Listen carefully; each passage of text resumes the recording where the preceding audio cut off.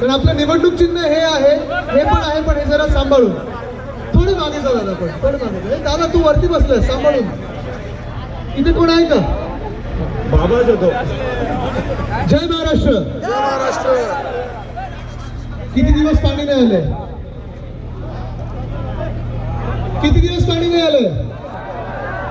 11, 12. मग ही परिस्थिती अशीच पाहिजे की बदल घडवायचा आहे?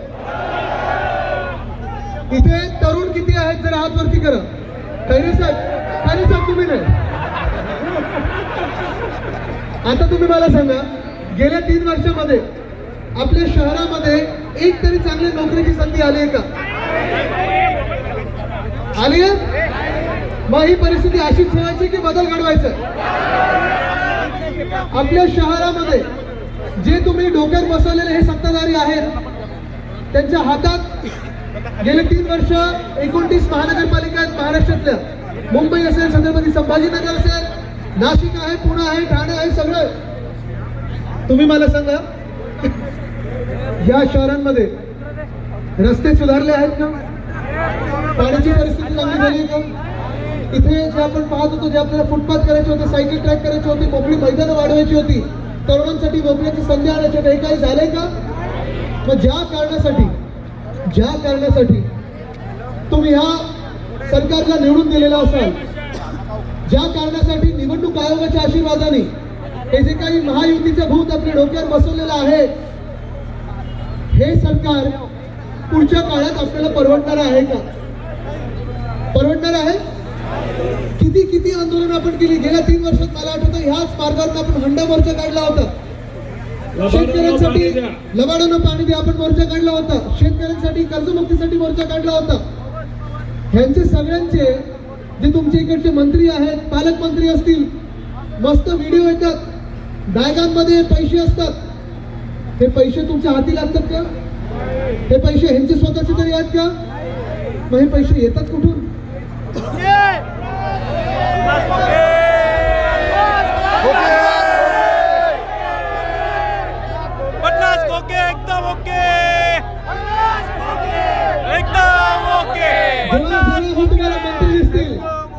जेव्हा तुम्हाला हे खासदार दिसतील, एक तर खासदारांची दुकानं कुठची आहेत?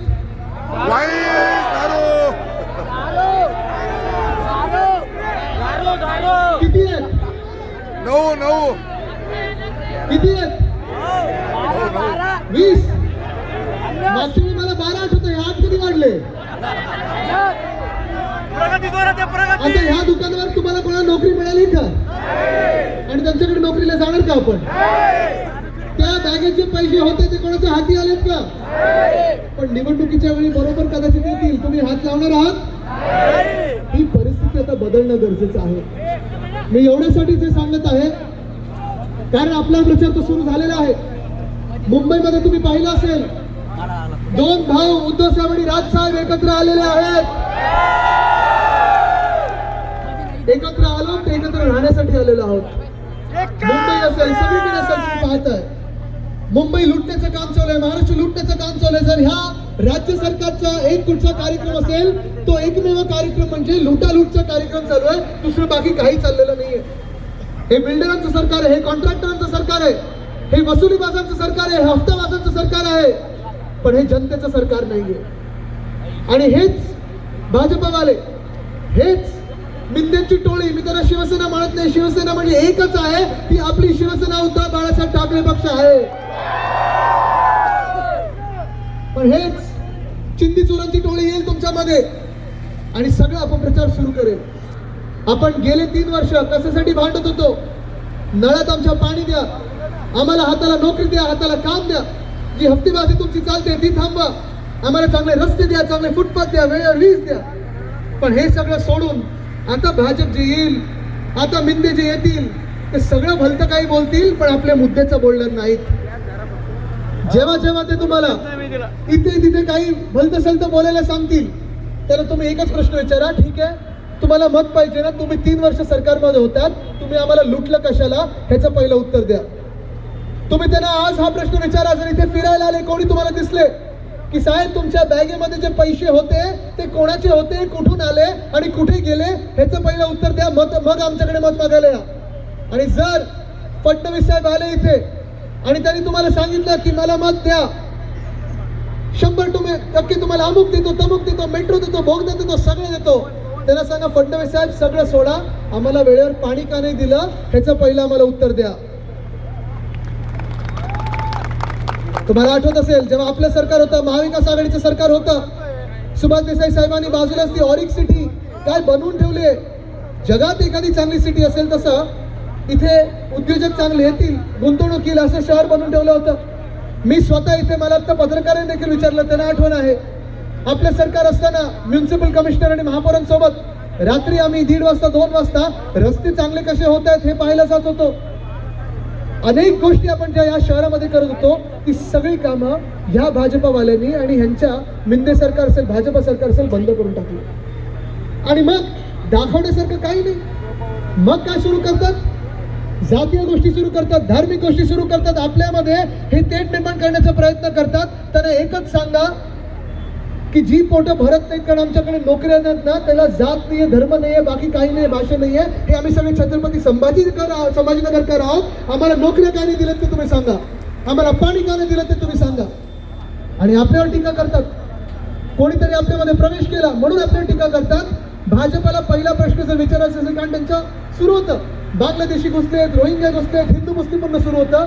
आज त्या भाजपाला विचारा की पालघरमध्ये जे साधू हत्याकांड झालं त्याच्यातला प्रमुख आरोपी तुम्ही भाजपामध्ये का घेतलात ह्याचं पहिलं उत्तर द्या आणि मग आम्हाला धर्माचं आणि जातीचं सांगायला लागा.